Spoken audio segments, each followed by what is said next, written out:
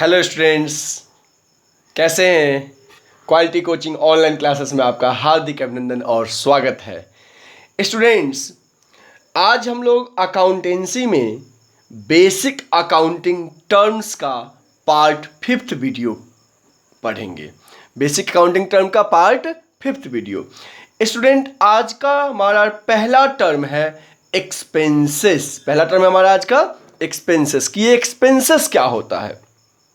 तो जब हम देखते हैं एक्सपेंसेस क्या होता है, expenses is the cost incurred in producing and selling the goods and services. Means किसी भी गुड्स को बेचने में या प्रोड्यूस करने में, किसी भी गुड्स को प्रोड्यूस करने में या सेल करने में या सर्विसेज को जो भी खर्चा आता है उसको हम एक्सपेंसेस बोलते हैं। Means cost incurred in producing and selling, दोनों में ध्यान रखिएगा, किसी भी गुड्स को उत्पादन करने में एज वेल एज बेचने में। Cost incurred in producing and selling the goods and services, not only goods, in services also, किसी भी गुड्स या सर्विसेज के उत्पादन करने में और उसे बेचने में जो भी लागत आता है उसको हम एक्सपेंसेस बोलते हैं। Example, cost of goods sold, amount paid for rent, salary, advertisement, commission. Means अगर हम रेंट पे करते हैं, सैलरी पे करते हैं, एडवर्टीजमेंट पे करते हैं, कमीशन पे करते हैं, ये सब हमारे लिए क्या है, एक्सपेंसेस है। इवन डेप्रीसिएशन, अब आप यहाँ पे डेप्रीसिएशन टर्म पहली बार सुन रहे हैं तो समझ लीजिए डेप्रीसिएशन का मतलब क्या होता है। डेप्रीसिएशन का मतलब होता है मूल्य में कमी। Means decrease in the value of fixed assets due to gradual use.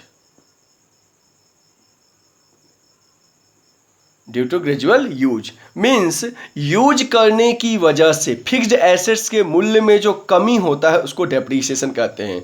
तो आखिर मूल्य में कमी क्यों होता है, क्योंकि आप यूज करते हो, तो वो भी एक्सपेंसेस का एग्जाम्पल होगा। ठीक है स्टूडेंट, कोई कंफ्यूजन है इसमें? ओके, नोट कर लीजिए।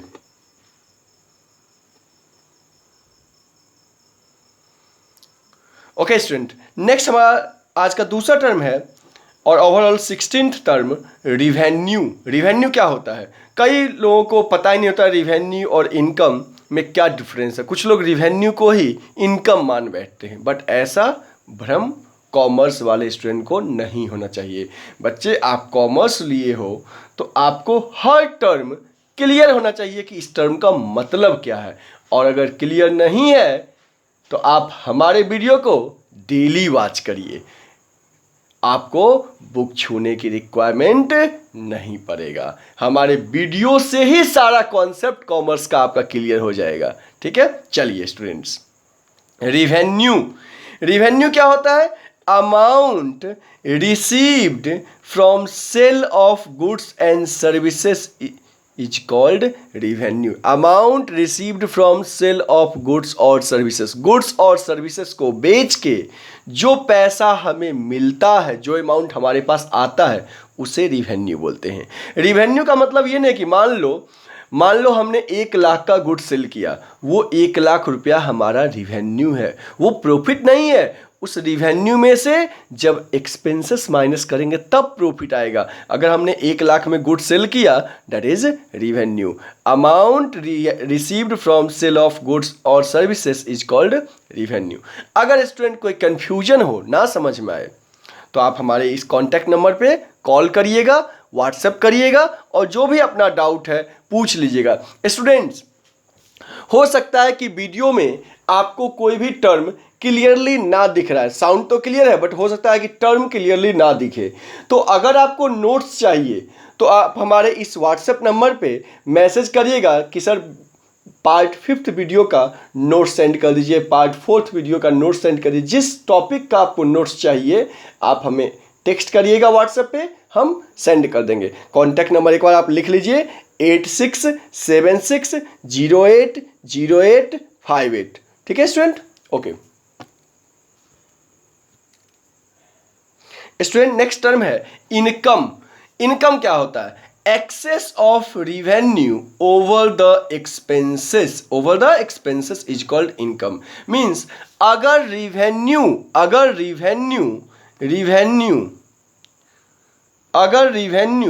एक्सपेंसेस से ज़्यादा है, अगर रिवेन्यू एक्सपेंसेस से ज़्यादा है तब हमें क्या आएगा? इनकम आएगा। अगर रिवेन्यू एक्सपेंसेस से ज़्यादा है तो क्या आएगा? इनकम आएगा। और वहीं पे तो ये इनकम आया कब? जब रिवेन्यू एक्सपेंसेस से ज़्यादा रहेगा। और अगर रिवेन्यू जो है एक्सपेंसेस से कम है, मीन्स खर्चा ज़्यादा है आमदनी कम है, तब वो क्या आएगा? लॉस आएगा, तो वो लॉस आएगा। ठीक है ना? ओके, तो income means excess of revenue over the expenses is called income. Income कैसे निकलेगा? रिवेन्यू में से एक्सपेंसेस माइनस कर देंगे। जैसे मान लो कि हमने किसी गुड्स को 1,00,000 रुपये में सेल किया, तो 1,00,000 हो गया हमारा रिवेन्यू। अगर उस गुड्स का लागत 80,000 रुपया था तो 80,000 हो जाएगा एक्सपेंसेस, तो 20,000 क्या निकल जाएगा? इनकम निकल जाएगा। कोई कन्फ्यूजन है?